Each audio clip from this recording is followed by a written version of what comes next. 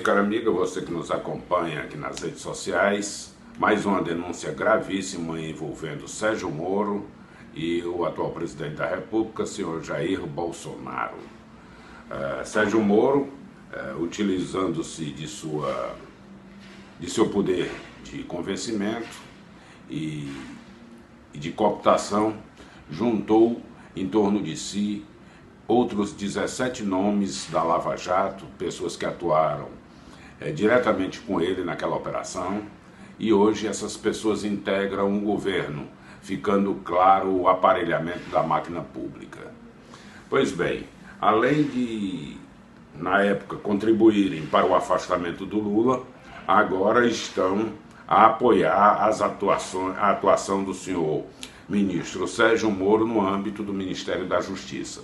Além do próprio Bolsonaro, há registro de que a senhora subprocuradora, ex-subprocuradora-geral da República, Maria Hilda Marciage Pinto, ela que teria pedido demissão, exoneração do cargo que ocupava no Ministério Público Federal, para se tornar secretária nacional de Justiça. Afora Sérgio Moro estavam Flávia Blanco, que era chefe de gabinete de Moro, que agora ela é chefe de gabinete de Moro e estava na época como analista judiciária federal da 13ª Vara da Justiça Federal do Paraná.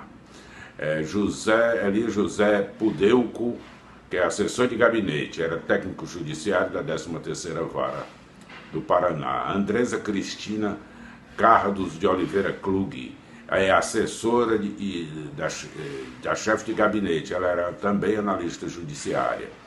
Marcos Coren é assessor especial do ministro. Ele é agente da Polícia Federal, trabalhou na comunicação da Superintendência do órgão de Curitiba durante a Operação Lava Jato, inclusive durante a prisão do ex-presidente Lula. A senhora Maria Hilda Marciage Pinto, que eu já falei, que é secretária nacional de Justiça. Georgia Renata Sanches Diogo, assessora especial internacional do Ministério da Justiça. Ela foi assessora da Secretaria de Cooperação Internacional da PGR e trabalhou em acordos de cooperação internacional da Lava Jato. Ana Lima Caviciolo Trigo, diretora do Departamento de Promoção de Políticas da Justiça. Ela trabalhou na AGU, que é a Advocacia Geral da União. Rosalvo Ferreira Franco, chefe da Secretaria de Operações Policiais Integradas. Ele era delegado da Polícia Federal aposentado e foi superintendente da Polícia Federal quando da Lava Jato ela teria sido deflagrada. Érica Mialik Marena, diretora de Recuperação de Ativos e Cooperação Jurídica Internacional. Delegada da Polícia Federal, fez parte da força-tarefa da Lava Jato e participou das primeiras fases da operação.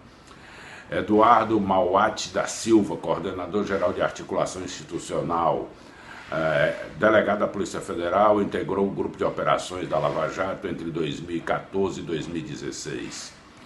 Maurício Leite Valeixo, diretor-geral da Polícia Federal, delegado da Polícia Federal, foi superintendente da Polícia Federal no Paraná durante a Lava Jato e atuava como chefe do órgão quando o presidente Lula foi preso.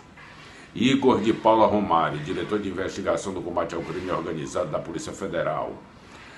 Ele era delegado federal, continua, né, provavelmente. Antes coordenou o trabalho de investigação da Lava Jato em Curitiba, inclusive tratando de inquéritos relacionados ao presidente Lula.